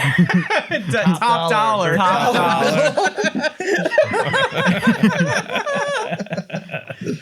They're kind of like $10 bill would have been a better name. Sick boy. It's I think it's just because it's very much during that time, but I don't know. No. You've said this ridiculous thing. How is this like The Crow? I feel I'm not gonna let this go. I feel like just the cinematography, the music, everything about, especially the music especially, "Thou Shall Not Fall," that feels like what would be in The Crow. It's the goth element, I think. It's the goth, you're sniffing there. Yeah, you're this is there's a goth element. Well, this is the early '90s goth element. I can see it, and the way it's shot too, because he's saying, some of those are very dream-esque sequences, especially that sex scene. And that was very. Okay, the sex scene I'll give you is a little How about the overhead shots when the vampires are pulling people out of their cars and stuff? That's kind of like Crow flying through the air, Did he fly in the Crow? He doesn't like the Crow, so he's never gonna give us a. The Crow flew in the Crow. The Crow flew in the Crow. He doesn't like the Crow, I mean, I can see it. I just think this is kind of like the 80s. It's just very similar to the Crow. Yeah, and I can see kind of the iconography too is very similar, I think, because the Crow is a very beloved timepiece movie to many people, and so is the Lost Boys, a very iconic timepiece movie. Okay. I mean, I guess from some angles, it's pretty far apart on it, but I wonder why. This movie is good and no, do not say no more slander. Yeah, well, it can't rain every day, Logan. Rain all the time, Bearclaw. It can't rain. It's funny because my hot take goes into your conspiracy corner a little bit, Bearclaw, because I think Michael should have turned into a vampire. Yeah, joined the family. I think he should have. And his mom was an asshole, and his brother, his mother, and his brother was a sweetheart. His brother was a little bit of a little bitch. Okay, I can't take that from you. Sam was not the toughest, and the grandfather felt very disconnected from the family. So yeah. You know what? I gotta agree with you. He could have banged Star forever, and so what? You had to kill a couple people. Who cares? Right? At the end of the day, it's all about love. At the end of the day, they don't matter. Yeah, they're Nazis. They're not real people. Any other hot takes? My hot take is, if there was one criticism of this movie, I would say that this movie is a little bit Mary Sue in that the good guys are really good guys, and I don't know, like you said, Michael and Star and Laddie are able to magically be turned back from not being vampires anymore. Thank you. Yeah, that was so stupid. I don't know. It's a little Mary Sue, but that's a 1980s movie. I mean, I don't know. It was a simpler time, I think it helps. Not with Blood Beat. I think it helps with the runtime too, because it's a very smooth movie, and it doesn't carry on too long. Yeah. It's time for our Hall of Slain.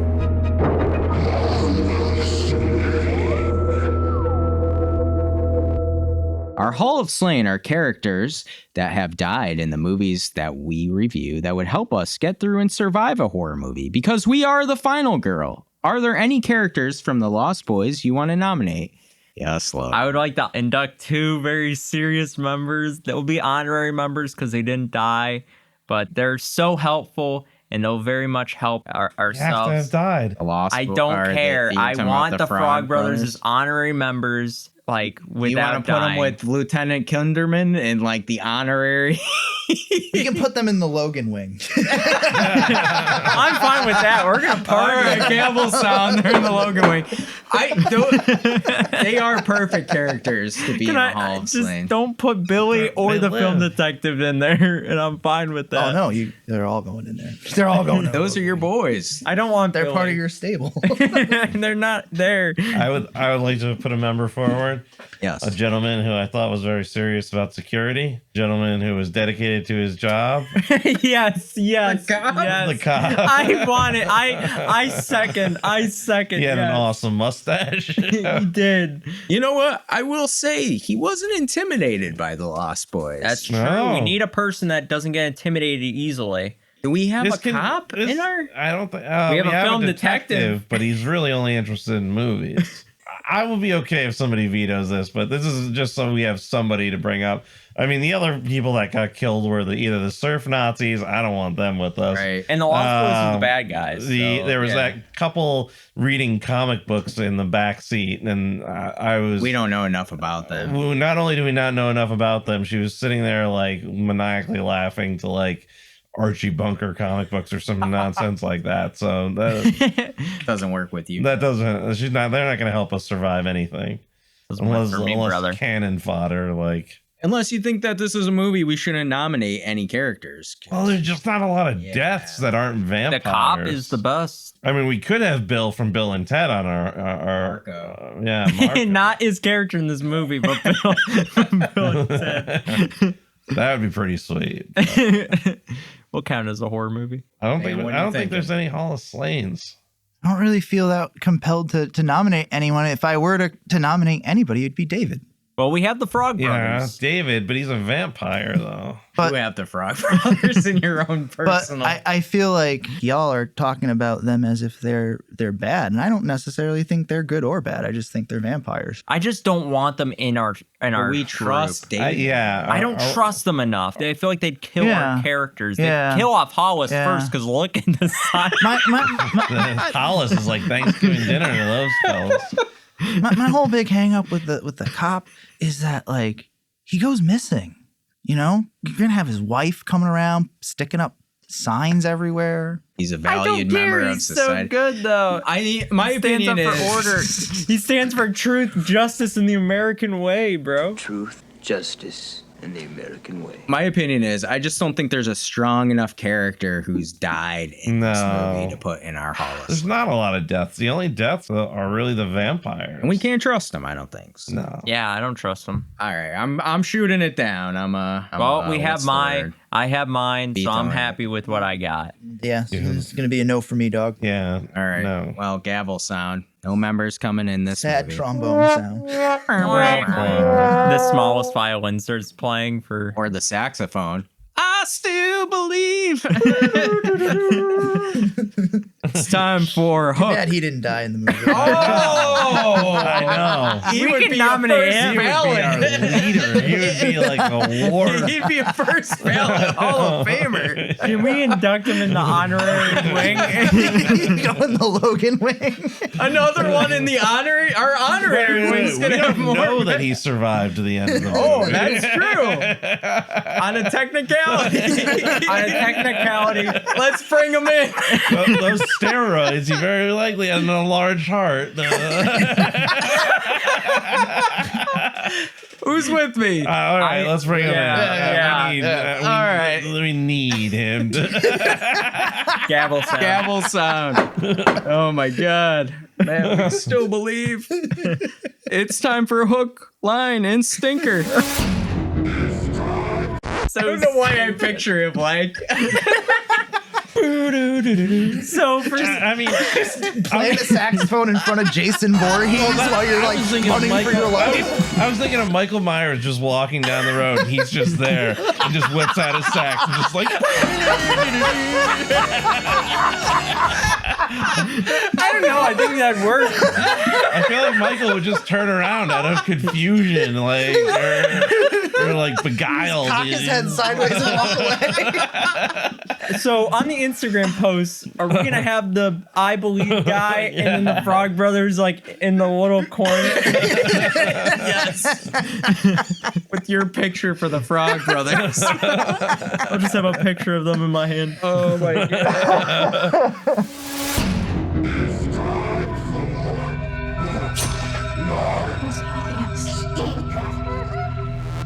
Our hook is our favorite kill in the movie. Our line is our favorite line or quote in the movie.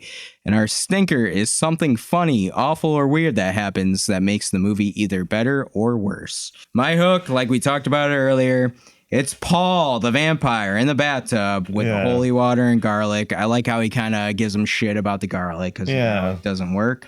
And then Nanook pushes him in. Yeah, Nanook for the win. And then we get the big, cool gore. Like, I love the way he looks, like all gnarly. And then, of course, the big explosions. And like I said earlier, melts into a skeleton with teeth. Yeah. Like. And then you get the Frog Brothers just screaming and holding each other. I love that. My line is actually from Sam. Are you freebasing? Inquiring minds want to know. That was a good line. Yeah. That was a really good line. Yeah, I believe our friends It's Slays have that in their opening song, so it's pretty cool.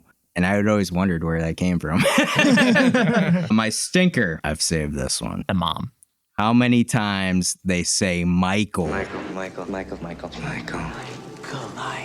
In this movie. Michael.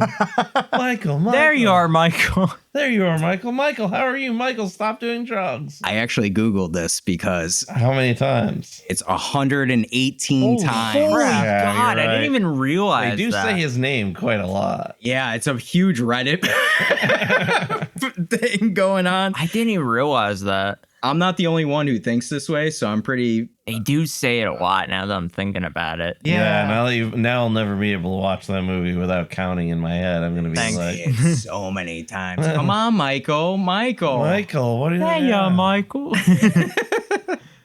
All right, Dan, how about you? Much like you, my hook was Paul's death, and I loved it for all the reasons you outlined. I'm not gonna elaborate any further. You nailed it perfectly. Line? Second shelf is mine. That's where I keep my root beers and my double thick Oreo cookies. Nobody touches the second shelf but me. Nobody touches the second shelf but me. Fucking grandpa. I wish they took it and he like went after them. Like in his That's why you ran through the whole house. Who touched my Oreos? My stinker is pretty much grandpa anytime he was going out on a date to go bang the widow. But specifically, I thought the best part was when like the kids convinced him to use Windex as a cologne. Oh, yeah. Hey, anything around here that might pass for aftershave? How about some Windex, Grandpa? Yeah, let me try some of that, huh? I like how he was like, oh, yeah, that's pretty good. What? So funny. Grandpa was my favorite part of this movie overall, I think. Yeah. Bearclaw, what about you? So my hook is only really vampires die, or at least you get a good kill from. It's definitely Bill's death there, Marco, in this movie, but his death with the stake where the viscera is all coming out. Yeah, and like, that was nice. It's like a tense scene in the movie too, because you're like, are they all gonna wake up? Like, what's gonna happen now? Like, this whole place is a coffin. Like, are they gonna get out? Is one of the Frog Brothers gonna die? I thought that was a very tense scene. Yeah. So, and plus it was pretty cool watching them stab him and stuff. So that was neat. The line. You're creature of the night, Michael. Just like out of a comic book. You're a vampire, Michael. Michael is twice during this quote. You're a vampire, Michael. My own brother, a goddamn shit-sucking vampire. Oh, you wait till Mom finds out, buddy. Wait till Mom finds out, buddy. Like that whole I wish he said it, Mike. I was gonna say, what if he said Michael instead of Buddy at the end? That would have sent me. Yeah, Michael. Damn it, Michael. Nobody calls him Mike. It's always Michael. My stinker is in this world, like they break the rules. Like I thought it was lame about like how he was invited in and he could all of a sudden be seen in mirrors and all that stuff. I don't know. It's like if you're gonna have rules, be consistent with them, you know. And like, and the other part that was kind of confusing me is like the power at no cost. Like, how does Michael fight the other vampires and go like toe to toe with David, who's like a senior vampire? And there's a line that really like confused me where David said, "It's too late. My blood is in your veins," which would be accurate because he drank his blood, right? Right. But then Michael says, "So is mine." It's too late. My blood is in your veins. So is mine. Like, what? When did that happen? Yeah, when did that happen? What are we talking about here? Like, I think it was trying to foreshadow that he still is human, but can use the vampire. So it's supposed to set up like that. Okay. Final. He's like saying, "So is my blood is still in my veins." Yeah. So like I'm still me a little bit. So I'm gonna use that portion of me to be. I don't know, Bearclaw. That's not where my. No, I think you're right. Factually, but how the line came off, I was like, what are we talking about here? Did he bite him? Like, well, I don't remember that. Like, but that's my only stinker. Logan. For my hook, I have Death by Stereo. Death by Stereo. Yeah. Dwayne's death. I really liked it a lot. It was pretty cool. I just love the line because it was one of my favorite parts of Child's Play that we watched where he goes, "This is the end, friend." Yeah. I love when heroes do that because it's just, you caught me monologuing. Yeah, I'm for sure. beating the shit out of you and dying. Line, I have. This is just our cover. We're dedicated to a higher purpose. We're fighters for truth, justice, and the American way. Truth, justice, and the American way. Oh, God man. damn, I love the Frog Brothers. Put them up in the higher echelon of characters. You got to get a Frog Brothers poster. I will. I'll find one. For Stinker, I'm pretty sure you guys already know what my stinker is. The mom. Oh, leave the poor mom alone. The mom is the worst. Terrible Mother of the Year award goes to her. She's just trying her best, look. Yeah. Her being there is her doing her best. No, she's terrible. And then she shows up for like 2 minutes and then is about to give up on like life just to save her son. Like, no. Just beat the shit out of him. Why are you taking? She was tempted towards the end there. She looked tempted, for sure. Yeah. That's why I don't trust that bitch. I would just like to add to Logan's case, she did go to her son and say, One of the reasons I divorced your father was because he never believed in the closet monster. Oh, yeah. I remember that. Cringe. I hate. You know what? I do have to say the grandfather was bent out of shape now. the grandfather was right because like there's one of the worst lines in the entire movie, and it's from the grandfather, unfortunately, where he goes, yeah, I think you're one of the only cases where a legal or a divorce it never worked in your favor. Like, wait a minute, how did that not work in her favor? Like, usually when I don't know, it's just like, come on, man. Like, it's just she didn't get the house or the money. She didn't get the house. Yeah, she got the. What did she do? Like, what did she? Believe in the closet monster. Like, was the dude like a millionaire or something? Like, how'd she not get a house? Like, she got nothing out of it. It's time for our final rating. They're gonna rate the movie. What will they rate the movie? The killer is great, a victim sucks, a survivor is in between. What was that? Our final rating system is Killer. It's our highest rating. It's awesome. We would highly recommend it, and it is a must watch. Survivor is our middle tier. It was a good movie. We would probably recommend and has some rewatchability. And finally, it's The Dreaded Victim. It's our lowest rating. It's a bad movie. We do not recommend and no rewatchability. For me, The Lost Boys is a killer. I think that this is an iconic movie. It really is a time capsule for the 80s. I think it's just a cool movie. Like, everything about it feels cool. I don't know how to describe that really, but No, I think that's a good way to put it. It's like stylized. yeah, for sure. And it's fun. It's a super fun movie. This does feel like a Goonies for adults. And Yep. You have fun throughout. Like you said, the characters like the Frog Brothers are like really, really cool. You know, I love David. I love Kiefer's performance as him. Like, I think he just is very charismatic every time he's on the screen. I wanted to see more, and maybe that's part of what makes this work too. Yeah. Like, you know, you want to know more and see more. And I think the biggest thing for me why this movie is a killer is the rewatchability is so big on this for me. Like, it just feels like just a good time to put on whenever. Wouldn't this be a cool world to have like an anthology series about? Like, instead of like, this was just the vampires, what about the werewolves or the zombies who run the guess your weight or This like isn't trick or treat. I like that idea for sure. I could see like a TV series on it because I think there is a lot to dive in on this world. Clown who eats children or something. I don't know. Dang, I mean, they'll call them it, you know.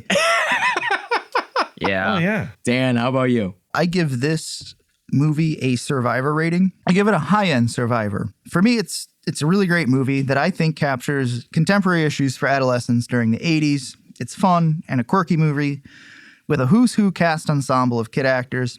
I recommend checking it out. I think it has a lot to offer everybody. If you just kind of, like these guys were saying, want to sit back and enjoy a movie and just enjoy the fun of it, it's there for you. If you want to like look past it and dig a little deeper in it, I think there's some themes you can easily see in it. And I think there is like some element that, you know, is thought-provoking.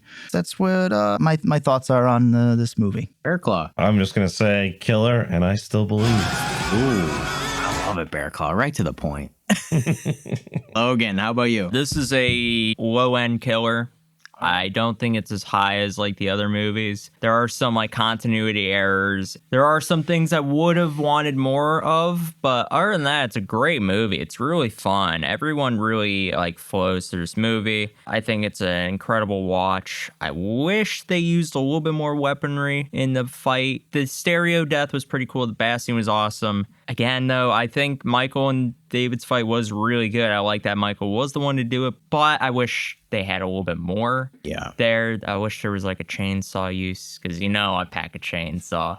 Had to get it in there. But I think it's a really good watch. Definitely recommend it, and I will definitely rewatch it because it is an awesome movie. Awesome. Logan, after he watched it, he was like, yeah, I really like that. And I was like, did you really like it? Or are you telling me that? You can never tell. Logan I know. keeps guessing. Look, I will never say I really like this movie before we record. I will never do it because I will usually tell you, yeah, I liked it. But I'll never tell you. Like, if I hate the movie, though, I won't say jack shit about the movie. Just quiet. Just very quiet about it. Oh, I saw it. Nathan, our producer, gave his rating, and he said, Lost Boys is endlessly quotable, has great characters, and all the damn vampires are cool as hell. It may also be the most 80s movie ever made. Killer.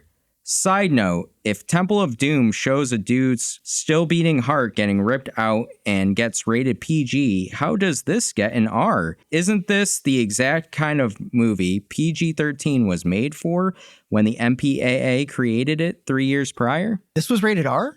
This was rated R? It was, yeah. Really? Yeah.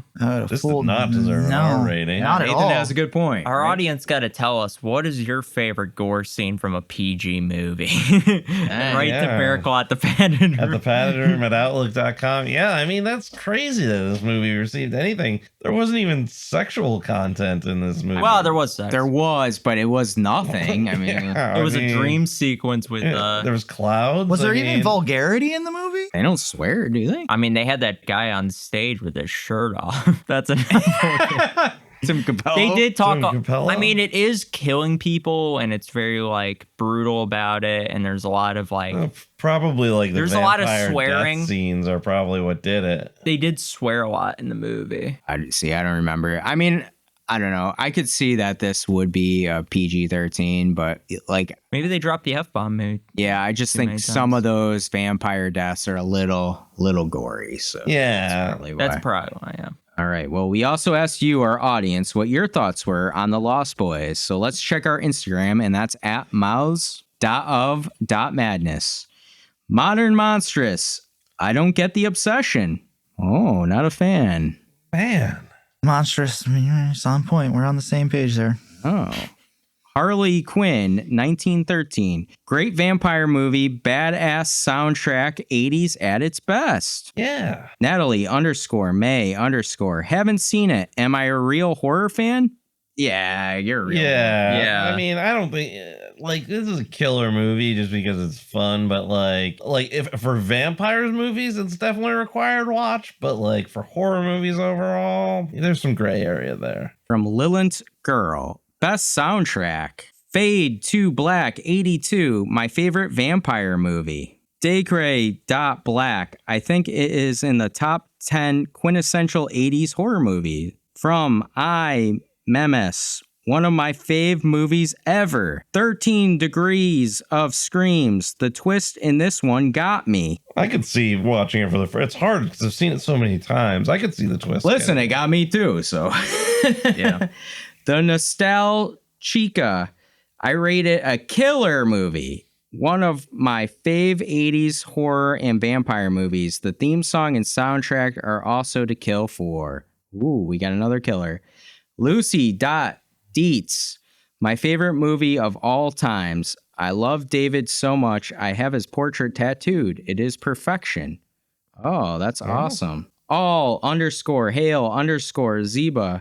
Fire emoji, fire emoji, fire emoji. Nice. Yeah. Fire it up. Kaylin Corgan, Frog Brothers for life.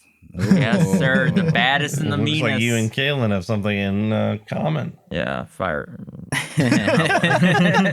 love the Frog Brothers. From Twisted Soulmates Podcast, killer! Cry Little Sister as soon as it starts reels you in for a fun ride of a movie. From KL45678, this is 100% one of the best 80s horrors and best vampire movies. I do think it is becoming underrated as time passes, and I'm always excited when I hear someone say they watched it for the first time and loved it. I play the soundtrack endlessly and still love listening to it. My favorite character was Sam, but I think everyone is great, and Diane Wiest is so perfect as their mom. Yeah, she really is. She was perfect. Screw you. She's not a terrible mom.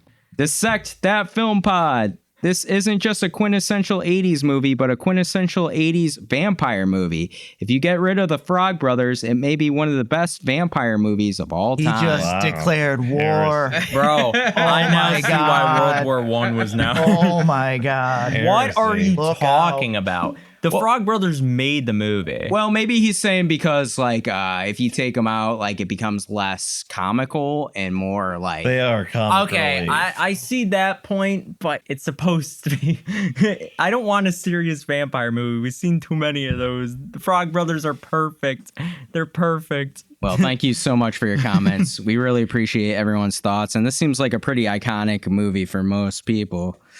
Before we end the episode, we want to embrace the madness and let you all know what we've been up to. For the first time, I actually saw the movie Intruder, which is a pretty big cult classic from the 80s as a slasher movie. Mm-hmm. Joe Bob Briggs, our buddy, did it on the last drive-in a few weeks back with one of your favorites, In a Violent Nature, was the second movie. So okay. it was like a slasher theme night. Uh-huh. But I watched Intruder. I had never seen it before, and as a slasher fan, I gotta say, it was a really good watch. The beginning's a little slow, but it plays into what happens to the rest of the movie. Dan, have you seen Intruder before? No.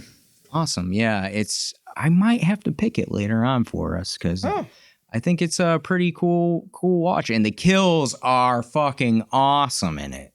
Definitely recommend it for the kills. That's it for me. Dan, how about you?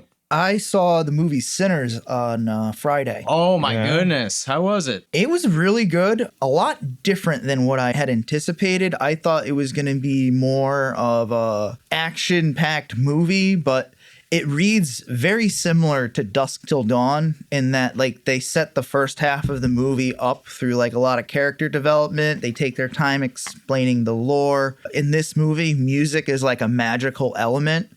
So it almost comes across as a musical because of how much music is involved in the movie.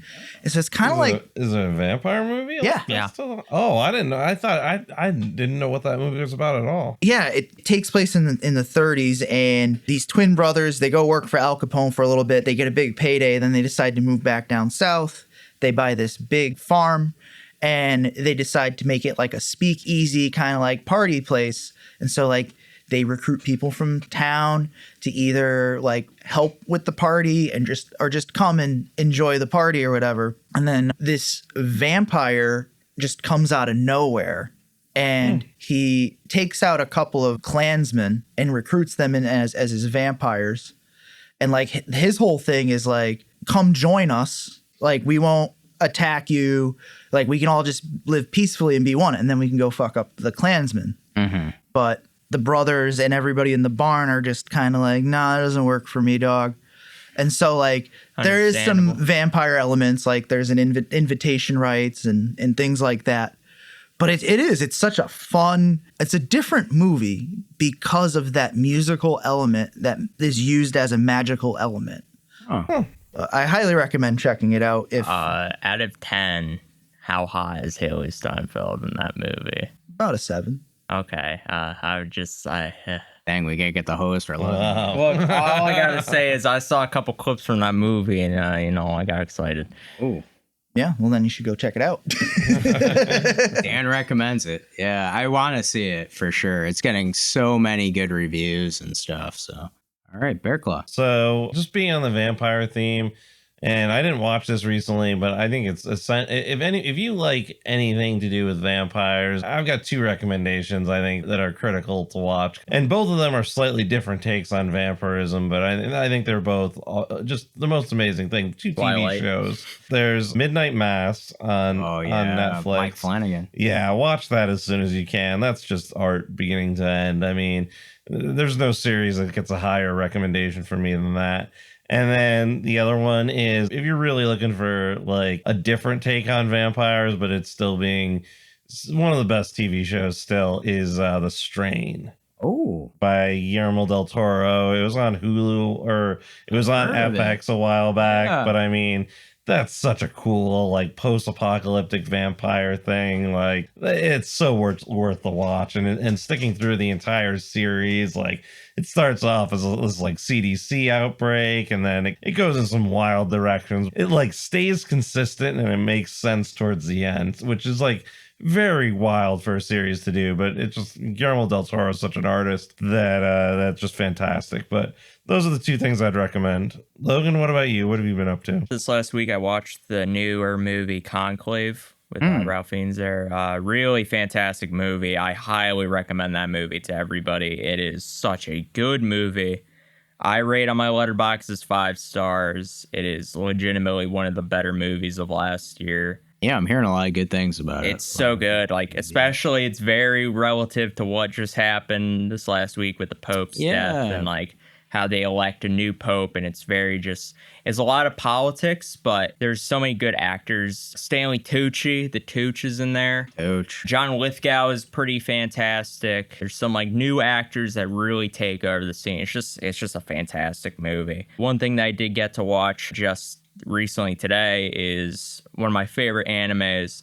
They made a spin-off off of it, which is My Hero Academia. They made a spin-off where it's now taking place through another character, and it's through vigilantes in the town of superheroes, where there are less superheroes and more anti-heroes. They're good guys, but they're more like, oh yeah, we're gonna kill people and like beat them up to a pulp and just like no remorse. And it's like really good. Like doesn't sound like good guys. No, but it's like they're trying. So the big plot of the show is they're trying to get a drug off the streets. That's kind of like at any cost, by any means necessary. And they're trying to find the source of it because basically it helps them amplify their quirk or their like superpower. So it's kind of like, yeah, they're bad, but like they're doing it for a good reason. Like Deadpool.